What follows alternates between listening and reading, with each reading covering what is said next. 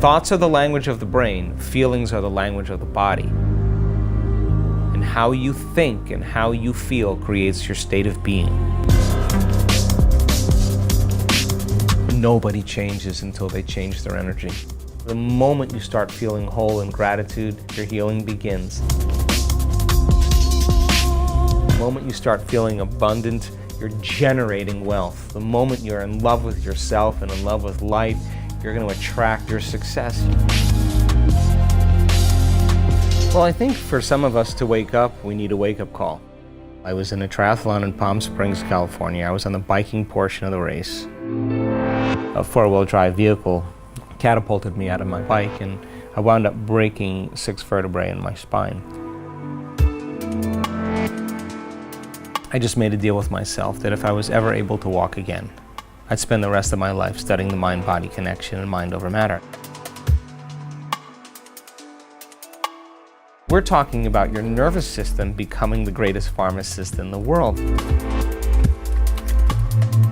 Once people start breaking through and they wrap their mind around this, health and wellness can be as infectious as disease.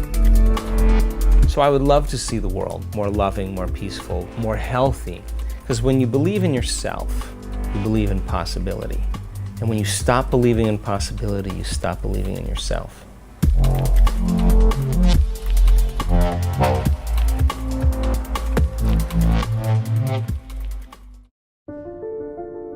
They say that the human race is doomed, that we have lost touch with our true nature, that the media has corrupted us, and that the planet has no future.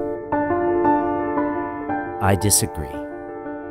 I believe that humanity is full of hope, and that our salvation lies within each one of us. My name is Brian Rose, and my job is to listen, the oldest method of learning known to man. Each week I seek out individuals that are changing the world, people who are living and thinking in a different way. Their stories will challenge your beliefs, make you question your choices, and perhaps inspire you to change. I never planned on doing any of this, but now I can't stop. Join me on this mission and make humanity something we can all be proud of.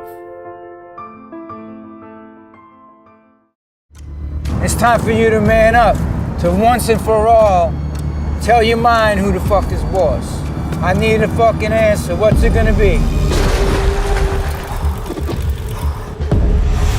I don't know what it is about this fucking sport, but it attracts people that really need to do deep work on themselves.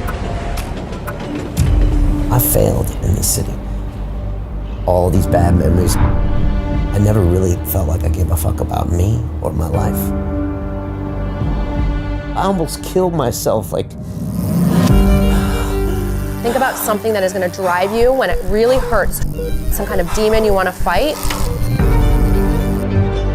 This is not Pussy Man, this is Iron Man. Under pressure reveals true character. What are you gonna do?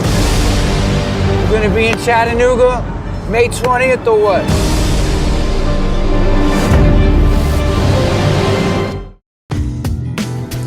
I've been waiting for years to speak to Dr. Joe Dispenza and his latest book, Becoming Supernatural, How Common People Do the Uncommon. It's just fascinating. He teaches people how to rewire their brains, and this all started when he had a triathlon accident years ago. And don't think I'm not paying attention. And he ended up healing his body through mind power. And now Joe does this in live events all around the world. And I'll be honest with you, I was really moved and captured by Joe, the way he says that every day he tries to connect with the divine. And I'm a big fan of his teachings, and I want to definitely spend more time with him in the future. So check this out. And I want to spend more time with you in the future, and that's why we have our accelerator programs inside the Academy. Our Life Accelerator is up next. 6 weeks, I will transform your life and personally mentor you and about 200 people around the world at the same time. We have a graduation here in London. It's changed lives. People have gotten London Real tattoos on the back of it. And here's a little bit more about London Real Academy. London Real doesn't stop when the conversation ends. You see, that's when we get started. Because everything begins with a thought, and then comes the action. The London Real Academy is our global transformation platform. Here we bring together thousands of students from over 75 countries. Whether you want to build a profitable business from your passion, or learn to speak to inspire, or broadcast yourself with your very own podcast, or accelerate your life to become a high-performance person, we have the online accountability course and personal mentoring program that will make your dream a reality. Join us, and we'll take your life to the next level, together. Our next accelerator course is starting soon.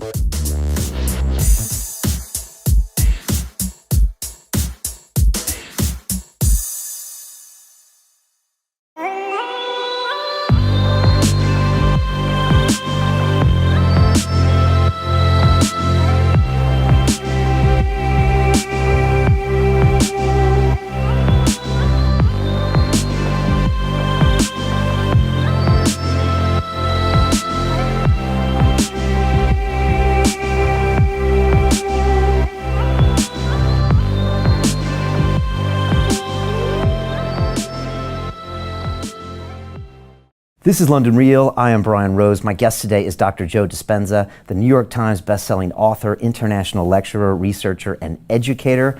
You focus on the intersection of neuroscience, epigenetics, and quantum physics, driven by the conviction that each one of us has the potential for greatness. You teach people to rewire their brains and recondition their bodies to make lasting changes. Your latest book, Becoming Supernatural, explains how common people are doing the uncommon. Dr. Joe, welcome to London Real. Thank you for having me, Brian. It's great to have you here.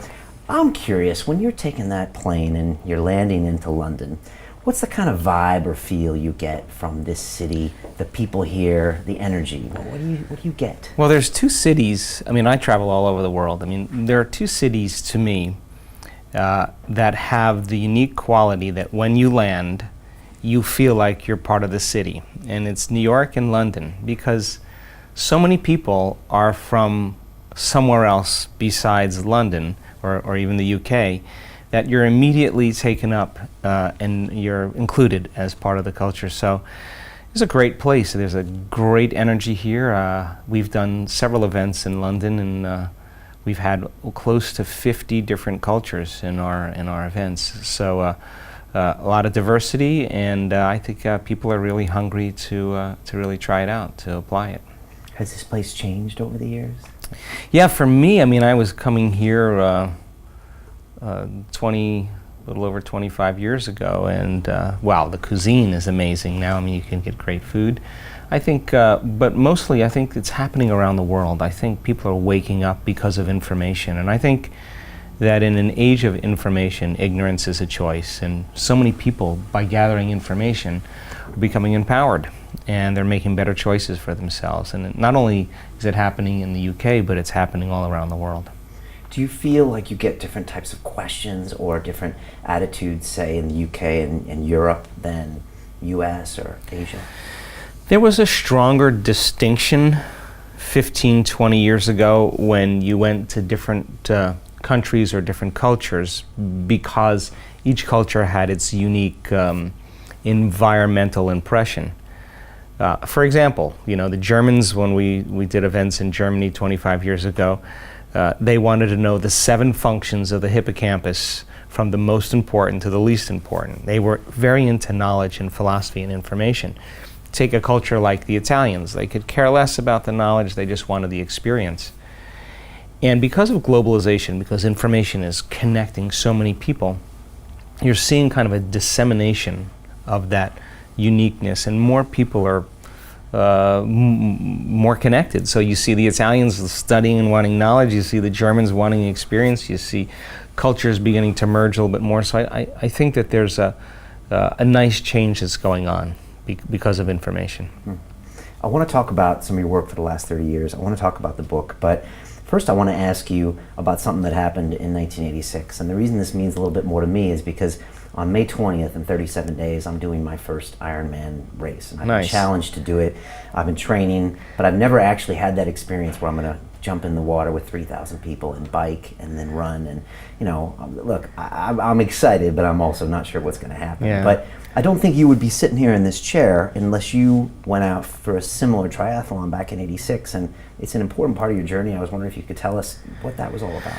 Well, I think for some of us to wake up, we need a wake-up call. And in 1986, I got the call. I was in a triathlon in Palm Springs, California. I was on the biking portion of the race. I was making a turn, and there was a police officer on the corner. He was pointing at me and telling me to make this turn. And there were two cyclists on the corner, and I swung around the cyclists and passed them. The problem was the police officer had his back to the oncoming traffic. So when I passed the cyclists and I made the turn, this four-wheel drive vehicle going about 55 miles an hour catapulted me out of my bike, and I wound up breaking 6 vertebrae in my spine. And the compression from the force of hitting the ground compressed the vertebrae. They're called compression fractures. And when you compress volume like that of material, it's got to go somewhere. So it went back on my spinal cord. And because of the way that I landed and that I flexed forward very hard, the top vertebrae, T8, thoracic number 8, compressed more than 60%, and the arch that the spinal cord passes through broke like a pretzel. So I had multiple compression fractures. I had bone fragments on the cord, and I had the neural arch of T8 broken. So the typical protocol for that is what's called Harrington rod surgery, where they do a full laminectomy. They cut off all the back parts of your vertebrae. In my case, base of my neck to the base of my spine, screw in these stainless steel rods. The action of screwing the rods into the vertebrae could cantilever the spine off the cord and make some room. But if it doesn't work, you still have the same condition. And so they told me if I didn't have the surgery, I'd probably never walk again. And so I had 4 opinions from 4 of the leading surgeons in Southern California. Scripps Hospital, 2 were from Scripps and 2 were from JFK in Palm Springs. Yeah, it's my hometown, Scripps. Yeah. So I decided against the surgery, and I just thought, hell, I'm not going anywhere. I'm not doing anything. I'm laying face down. And there's an intelligence that lives within each and every one of us that's giving us life. And that intelligence is consciousness. And consciousness is awareness, and awareness is paying attention. So I reasoned maybe it was paying attention to me. So I thought, I better start paying attention to it. So I said, let me see if I could connect with it. If I could connect with it and give it a plan, a template, a design. And when I was happy with that design and I was completely present, I would surrender my creation to this greater mind, because I certainly couldn't do the healing, but it knew how to heal. Anyway, 6.5 weeks of absolute hell. I couldn't get my mind to do what I wanted it to do. I'd start reconstructing my vertebrae in my mind, and then the next thing I know, I'd start thinking about, am I going to live in a wheelchair? Should I sell my home? Should I sell my practice? And I became aware that I kept focusing on what I didn't want to have happen instead of what I do want to have happen. So I realized that when you're under stress or some type of trauma, that the hormones of stress cause us to always focus on the worst case scenario. That's what survival is about. So after 6.5 weeks, I started getting on top of it. And it took me about 3 hours every day in those first 6.5 weeks to go through it, and I was never satisfied. But about 6.5 weeks, I felt like I hit a tennis ball right in the sweet spot. I went through the whole thing. I never lost my focus, because if I lost my focus, I would have to start all over again because it wasn't clear. When I went through that process, Brian, and I made it through, something clicked, and all of a sudden it got easier, and my body started to respond to my mind. I mean, quickly. My pain levels dropped, my neurological condition changed. I felt like I had more energy. What took me 3 or 4 hours to do, I was doing in 45 minutes, and all of a sudden my body started healing. And so I was back on my feet in 10.5 weeks. I was back in my life at 12 weeks. I was training again at 12 weeks. And what did doctors say about this? well, the doctors were absolutely clear that I would never walk again, and they were absolutely clear that I had a head injury, that was not fit to make those decisions. In 1986, you just didn't do that back then. And what caused you to even think of this? I mean, what was Joe like back then? I mean, were you open-minded to different ideas? I think I was somewhat open-minded. I was more of a philosopher. I love the principles, but this is an initiation. This is putting it all on the line. This is, and I figured, look, if I'm gonna be in a wheelchair, possibly, at least I gave it my best shot, you know. And so they told me that if I didn't have the surgery, they'd have to put me in a body cast for 6 months to a year. So when I went back to see one of the doctors who was the medical director at Scripps Hospital in San Diego, he was blown away and was so happy for me. He was the one that was giving me the hardest time, and he just couldn't believe it. So during that time, I just made a deal with myself that if I was ever able to walk again, I'd spend the rest of my life studying the mind-body connection and mind over matter, and I've been doing that since 1986. Thanks to that cop. Thanks to him, yeah. And what do the doctors say when you come and say, look, this is what happened to me? You know, what do doctors tend to say when you say, look, this person healed themselves through the power of mental energy, as opposed to what they are trained on, which is, okay, let's cut them open, you know, let's do these things from a physical perspective. Well, look, let's talk about it on a few levels. I don't recommend that everybody do that. In fact, if it was a patient that I was attending to, I would recommend the Harrington rod surgery back then because there was a lot of problems. But fast forward to today, and this is a time in history where it's not enough to know. This is a time in history to know how. So people that do the work that are in our community that have healed themselves of cancer, of diabetes, of rheumatoid arthritis, from lupus, from rare genetic disorders, from Hashimoto's syndrome, from eczema, all kinds of health conditions. At the beginning of their journey, when the doctors did not approve of the choices they were making, and were making some type of prophecy that they were going to die within a certain amount of time, when those people showed up in the doctor's office, and it happened several times, and the doctor said, "What did you do?" and the patient explains it, and comes down to, I epigenetically signaled new genes in new ways. Every day I changed my state of being. I memorized emotions from the past and reconditioned my body to the emotions of the future. It was hard, but I'm happy that I did it. And all the doctors, now are saying, I wish all my patients were like you. It's a huge change because evidence speaks louder than any voice. And I'm very evidence-based. And so we have this new normal taking place, this consciousness that's beginning to awaken, that's beginning to impress the morphic field. Every time somebody does that, that's an experience that winds up in the field that people can have access to. And I think that there's a quickening happening in the world, and because of that, more and more people that are taking the chance to step outside of convention that were once considered foolhardy and insane, because once they pull it off, they're a genius or a mystic or a saint. There's more support for people to do that. And so every time somebody pierces this veil, it gives people permission to do the same.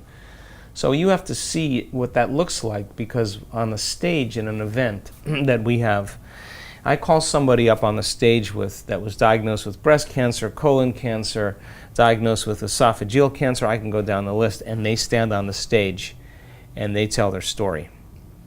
And it's not that they look like a movie star, a sports figure. They're not all buff, they're not all young, they're not all beautiful. They're just a common person. And you hear the story of how they did it. You hear about their past, you realize what initiated the disease, and then you Emotional trauma, maybe. Emotional trauma, one trauma, or two traumas, and then how they had to overcome the emotions from their past. Now think about this. The latest research in epigenetics says that it's the environment that signals the gene. Genes are like Christmas tree lights. They're turning on and off all the time. Genes make proteins, and proteins are responsible for the structure and function of your body. The expression of proteins is the expression of life. But if you're interpreting your environment the same way every single day, you're thinking the same thoughts, demonstrating the same behaviors, living by the same emotions, you keep the same genes on and the other genes off. Throw in the hormones of stress, which really downregulates genes to create disease. Then the question is, if the environment signals the gene, and the end product of an experience in your environment is called an emotion, if you live by the same emotions every single day, your body's believing it's in the same past environmental experience over and over again, and now you're headed for a genetic destiny. So then, can you signal the gene ahead of the environment? And the answer is absolutely yes. Because when you begin to embrace an elevated emotion and you combine it with a clear intention, and you're totally in the present moment, your brain and body don't know the difference between what's going on out there and what's going on in here. Your body believes it's in some experience in the external environment that's producing that emotion. And all of a sudden, the stronger the emotion you feel from an inward process, the more you pay attention to the thought or the image in your mind, you're creating a long-term memory. And all of a sudden now, you begin to downregulate the gene for disease, and you begin to upregulate the gene for health, and that gene begins to make a new protein, and that protein begins to make a new hormone or a new chemical or an expression of something, a new chemical that's going to begin to affect other systems in the body. So, and that's what happens on stage. There's a lot of energy in the room. No, that's what happens when a person finally breaks through. Right, and that can happen. That could happen in our event, but it could be a person who it took them 2 years to do it. Right. But the evidence suggests that acute conditions, our medicine is so great for acute conditions. You break your arm, you have appendicitis, you're not going to go to an acupuncturist. You're going to get immediate care. Chronic conditions require a lifestyle change, which means you have to start making different choices. You got to start examining the way you live your life and the choices you make and the thoughts you think and how you manage your emotions. And so the beauty behind all of this is that just like an infection spreads amongst the community and creates disease, once people start breaking through and they wrap their mind around this, health and wellness can be as infectious as disease, and we're seeing it happen. And so those doctors they wish they could prescribe this for their patients because they're seeing the results, but you can't prescribe a patient. The patient has to really maybe come to you and really believe this to make it happen. Sure, and as I said, it's not for everybody. I mean, because after 8,500 brain scans, I can tell you that you and I are at our absolute best when we get beyond ourself. And getting beyond yourself is the work. So a physician then who sees a person make great strides because they're managing their emotions, that they're paying attention to their thoughts, they're making better choices, they're not in a self-destructive pattern. Now physicians a lot of them become my colleagues and saying, whatever you're doing, keep doing it because it's making our job easier. So the drug that they administer sometimes doesn't heal the disease. It really helps the person maintain a certain quality of life or health, maybe. But we're talking about your nervous system becoming the greatest pharmacist in the world, because when you begin to realize that you can make your own pharmacy of chemicals equal to any drug that you take just by changing how you think and feel, wow, the person all of a sudden becomes empowered, and our students are doing it. So you wrote a book a bit about the placebo effect, and is this when you first started thinking about this whole concept? Well, I wrote the placebo because I started becoming fascinated with the idea that you can give someone a sugar pill, a saline injection, or perform some false surgery or treatment, and a certain percentage of those people will accept, believe, and surrender to the thought that they're getting the actual substance or treatment. And they begin to program their autonomic nervous system to make the exact pharmacy of chemicals equal to the substance that they think they're taking. So then it begs the question, is it the inert placebo that's doing the healing, or is it the body's innate capacity to heal by thought alone? Because that pill is a symbol of possibility. All it is a symbol. The doctor says, this is a great new drug that's going to help with depression, and the person begins to think about the idea that they could get better. They're selecting a new potential in the quantum field. And then all of a sudden, a certain percentage of those people will get enthusiastic and theos, filled with God, inspired, optimistic. They start changing their emotional state. They're combining a clear intention with an elevated emotion, and they're changing their state of being. And all of a sudden now, I began to realize, do you need the sugar pill? Do you need the saline injection? Or can you teach a person, instead of putting their faith and belief in something exogenous outside of them, that would do the healing, to change their state of being? Can they just select a new potential in the quantum field, instead of focusing on a known, focus on an unknown, and revisit that unknown every single day until it becomes a known?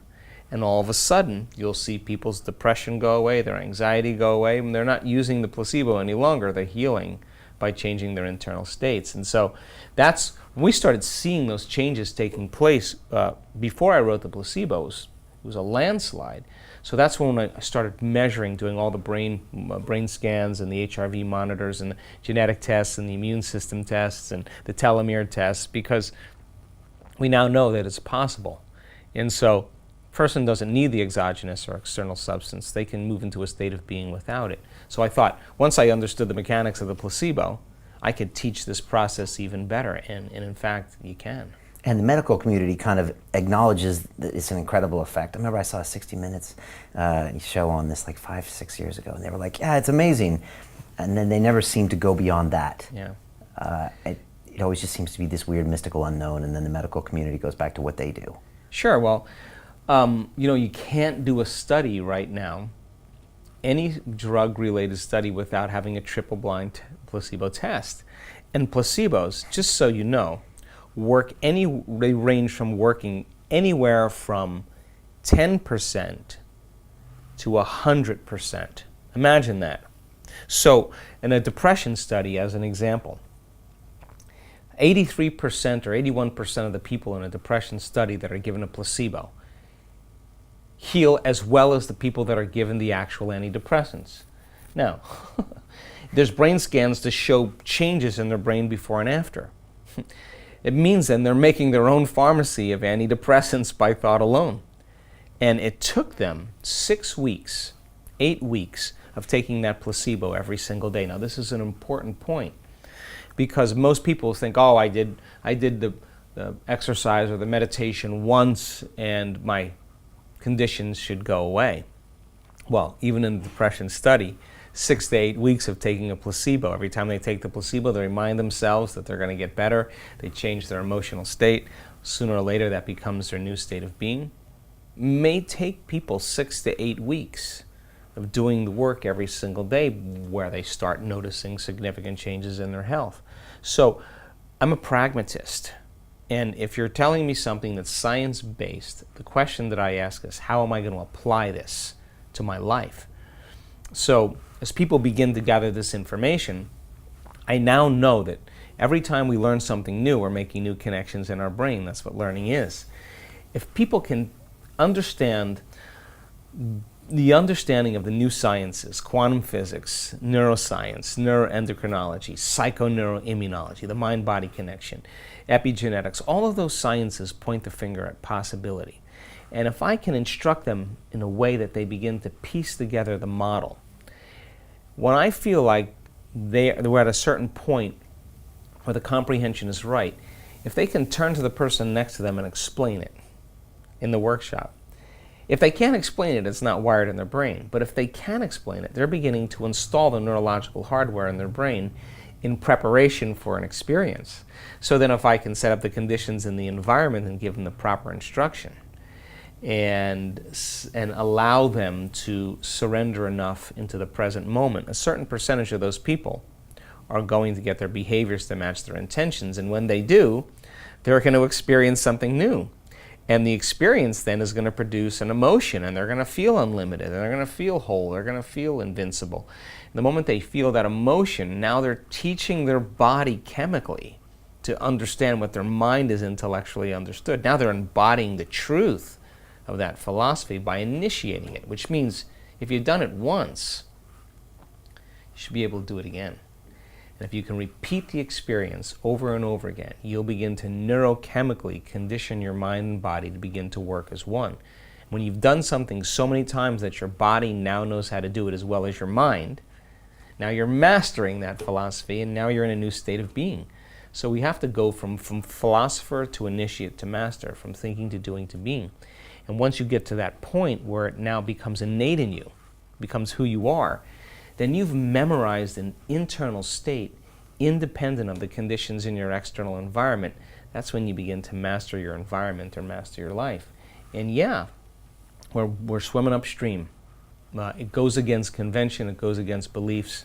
How do you teach that to someone who walks into one of your events and is so deep down in the hole, you know, just traumatized by their environment, in the victim mode, you know, attached to everything physical? I mean, how do you get them out of that, get them looking at things differently? Or am I not describing the worst case scenario? Well, no. We have people that come to our events with very serious health conditions. We have people that have come to our events because of post-traumatic stress and childhood traumas or traumas from battle or war. We have people that want new jobs, new relationships, new careers, new opportunities. Some people just want a mystical experience. Some people just want to understand how to create a better life for themselves. So we have people on all different stages, but I really don't care. Because whatever it is that is your vision, you're just going to have to be passionate enough to invest your attention and your energy into that future over and over again. So all of a sudden you start seeing feedback in your life. So you gather a community of people, 750 people, 1,000 people, 1,500 people, whatever it is. But there's a good critical mass number for you. I mean, you find you get some great results when you get into the 4 figures. Yeah, but I've seen it in small events. We run private retreats at times for only 100 people, and it's the same. Okay. It's just that what I want to do is dovetail all those new sciences and make it so simple and reason with people, pure reason, to get them to the point that if they begin to make measurable changes, they should begin to see results. And in the beginning, I can tell you that first day or 2 days at an event, there's pushback. Because everybody will say, yeah, I want this, I want that, but we step outside your comfort zone. You learn more about yourself and about others when they're outside their comfort zone. So I push them outside the comfort zone. How? We do all kinds of things. I mean, most people want to sit in a meditation for 10 minutes, but if we're going deep, that meditation is going to go a little longer than where you normally go, because right on the other side of your fear is courage. Right on the other side of your pain is freedom. It's the same energy. It's just trapped in the body. So we set up the conditions to push people a little further than where they normally go, and once they surrender, all of a sudden, more and more people, their energy starts to change, and then all of a sudden, they start connecting with others, and by the second or third day, it's when the miraculous starts to happen. Now, you've been doing this 30 years, but you were telling me earlier that in the last year, you've seen some things that even surprises you, which for Dr. Joe Dispenza, I mean, that must really mean something monumental when you're like, wow, I can't believe the kind of transformations that are happening. What are you doing different, and how is this changing the course of your future? Well, you know, I mean, I never planned on doing any of this. You know, I just never planned on doing any of this. But after my injury, and I started studying spontaneous remissions and looking to see if other people had a similar experience as me. And definition of a spontaneous remission is? You're treating conventionally or unconventionally, and you're staying the same or you're getting worse, and all of a sudden you get better. And I wanted to know what the cause was that produced that effect. And spontaneous remission is a safe phrase for the medical world, because they don't want to correlate it with any indicator, especially if it happens outside of the current belief.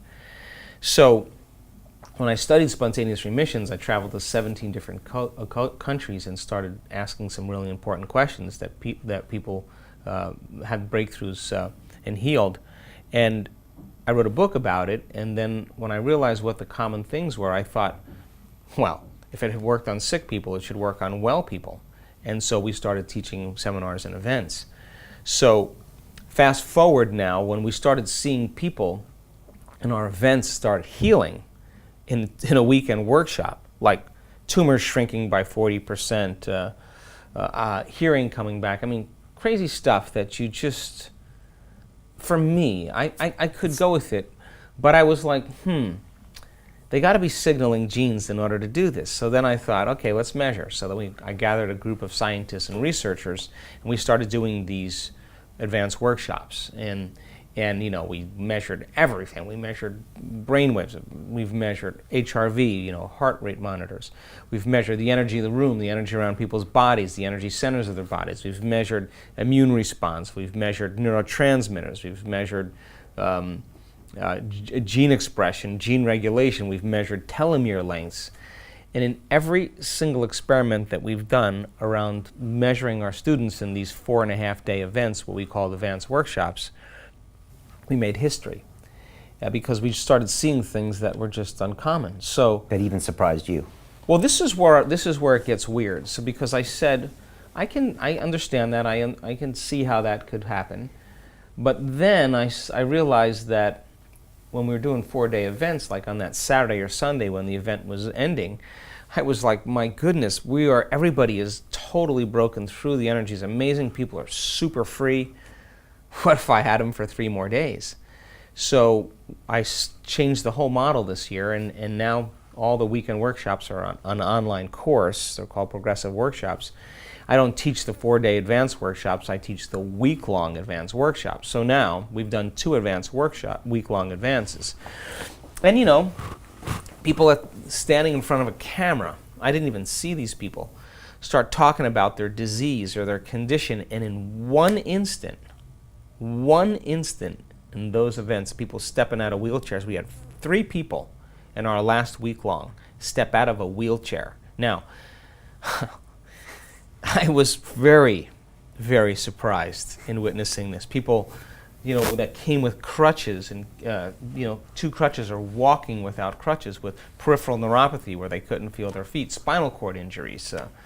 I mean, it just turned into this insane, like it was miraculous. And when I asked at the end of the event, how many people have had a healing or change in their health condition, I thought maybe I would see like, in our second event, a group of 850 people, I thought maybe we'd see like 20. It was like 150 people that stood up. And we started passing the mic around, and stories were outstanding. I mean, some latent systems must have been switching on in these people's bodies because they walked out of there completely different than when they arrived. Now, half of it is getting people past that point. The other half is just the fact that as the energy starts to change, I mean, every time you react, you draw from an invisible field of energy surrounding your body and you turn it into chemistry. And the vital field of energy that's being emitted from your body shrinks a little bit. Keep reacting every single day because of some threat in your external environment, real or imagined. You keep doing that, you draw more and more energy from the field, and you have no vital energy for growth and repair. In fact, you feel like you're more like matter and less like energy, more like particle and less like wave. And when we're driven by the hormones of stress, which is about 70% of the time for most people, we force outcomes. We control outcomes. We try to predict outcomes. We fight for outcomes. We manipulate outcomes because we're matter trying to change matter. And there's only a certain amount of things you can do, right? You compete, you do all those things. But when you begin to open your heart and you begin to regulate an elevated emotion. That sounds like my life as a banker, by the way. Yeah, for a lot of people. Yeah, it was forcing it. And, you know, you can force it to a certain extent. At least you think you can. It'll make you sick. Yeah, it'll make you sick. It'll get short-term potential quote-unquote gains. Right. But then it's transient. So when people start to open their heart and they start creating an elevated state, and you can train people how to do this, and we measure it, the heart begins to beat in a more coherent way. It begins to produce a measurable magnetic field, 2 to 3 meters wide. That's frequency, that's energy, and all frequency carries information. So now the person lays the intent, the thought on that frequency. And the more elevated the emotion, it makes sense that that thought can only be carried by an emotion that's equal to that thought. In other words, you can't feel unworthy and have the thought of abundance. That energy, or suffering, that thought can't be carried on that energy. It's got to be carried by an elevated state.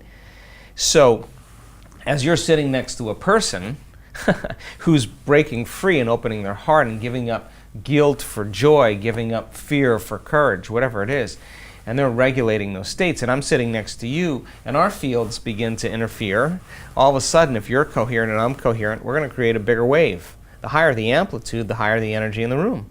So if you have 750 or 850 or 1,000 people doing this, there comes a critical mass moment where I just have to get out of the way, because now I'm no longer, it's already happening. There's a momentum that's going. And so at the last two advanced week-longs, we do what's called coherence healing. And I talk a lot about the research that was done out of Yale University about the field and biological systems. And you set a person down, they're laying there, and you have, we call it the cage. You put 8 people around them, 3 on this side, 3 on this side, head and feet. And they begin to raise their energy, and they get beyond themselves. They connect to the field. In other words, that's an important part of it. That's a very important part. You can't be thinking, my back hurts or my knees hurt, because if you're doing that, you're not there. You can't be thinking, how long is this going to go? If you're thinking about time, you're still in 3-dimensional reality. If you're thinking, am I doing this right or am I doing it wrong? You still haven't gotten beyond your analytical mind. But if people have been crossing the river of change for 5 days and we start doing the coherence healing towards the end, and all of a sudden they know how to put their attention on that field beyond their hands, they know how to open their heart, they know how to get beyond themselves. And I'm standing on the stage and I'm watching people laying on the floor without being touched. Their bodies are convulsing. Nothing's touching the ground but the back of the person's head and their heels. They're in an arch like this. And the people are just sitting there and they're unaware of it. And that's energy affecting matter. Change the field, you change matter. And I'm witnessing this in the last 2 events, and people who had broken necks and walking with canes getting up afterwards and saying, I have no idea what just happened, but I have never felt that amount of love move through every cell of my body. That's what I want to be the new norm. That's what I want to be common. And it just takes getting beyond yourself and then directing your attention in the right way, and it becomes a skill. And we've got enough measurements now to know that you can make it a skill. It's fascinating because my MIT-trained engineer brain is saying, okay, you can't quantify the energy and you can't do all of these things. But I've been in the room when you're with people on these higher energy levels, whether it's some monk that's meditating in the corner, and I feel different than if it's some taxi cab driver that's shouting at someone. Mm-hmm. So I've been a part of this, and yet it's not taught in my science to be quantified. Sure. And so I'm always going back and forth, but I feel this stuff. I used to be the guy that fought through things as the banker, and now with London Real, I actually get exposed to a lot of these concepts, and I teach kind of the caveman versions that you talk about in your books, But like you said, certain these things can't exist at the same time. You Sure. can't be in abundance and also feel this. And so I've seen it work, and it's interesting that you're now taking it to another level and almost quantifying it. Well, here's the interesting thing. This will appeal to your engineering mind, and I have an older son that's got a master's in engineering, and we go back and forth all the time. It's hard to measure energy. What you can measure is the effects. It's better to measure the effects of a shift in energy or a shift in consciousness, and you can measure the downward causation of that. And God, after looking at so many brain scans, I can tell you that the moment you get beyond yourself, the moment you disconnect from your identity, you're not a male, you're not American, you're not an engineer, you're not a dad, you're not an athlete, you're not a name, you get beyond all of those things. That's the moment you begin to connect to a greater field of information. Now, once you're there, Once you're nobody, no one, nothing, nowhere, and no time, you're pure consciousness. Now you're ready to connect to the unified field. And when you begin to pay attention to it, when you begin to stay present with it, when you begin to surrender to it, experience it moment after moment after moment, every time you interact with it and experience it, you're laying down circuitry in your brain.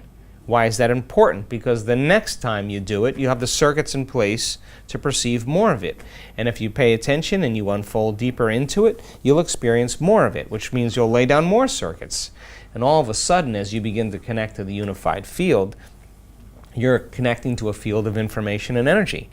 What's the relevance of that? Well, you start experiencing more wholeness and more oneness instead of separation, which is created by the hormones of stress.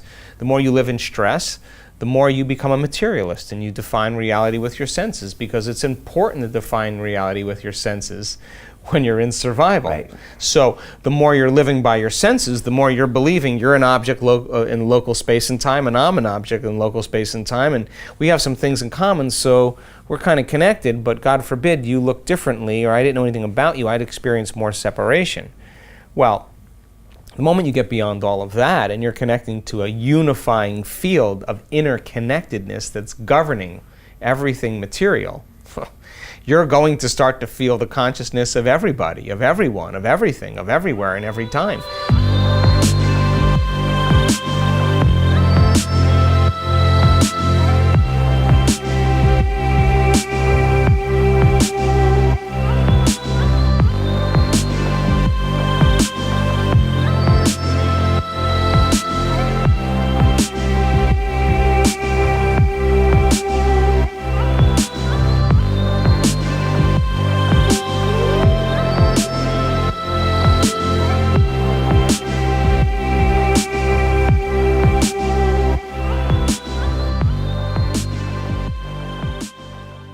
Hi, it's Brian Rose from London Real. You probably know that we've just recently been re-platformed on YouTube after 25 months completely in the dark. The truth is, I really need your help. What I really need you to do is click on that subscribe button right now, like this video, and maybe even leave a comment or share the link with friends. We're really fighting against an algorithm that's tried to keep us quiet for so long, and the more subscribers we have, the more people watch our content, the better guests we can bring you, the better content, and we can continue transforming lives. We've been doing this for 14 years now. I want to do this for another 14 years, but I really need your help. So click on that subscribe button, like the video, leave a comment, share this, and we're going to continue to bring you more and more great content. Thank you. Most people will never see this opportunity. Dubai luxury transformation projects have historically delivered 40 to 90% annual returns. That is incredible. These were once reserved only for insiders with access. I spent 15 years on Wall Street and I learned this: the biggest returns always go to the people who get the call first. Now, you finally can. We've just received a brand new project with major upside potential. Allocations move fast. Click the link, apply now, and speak to my team. This is your chance to see what others never will.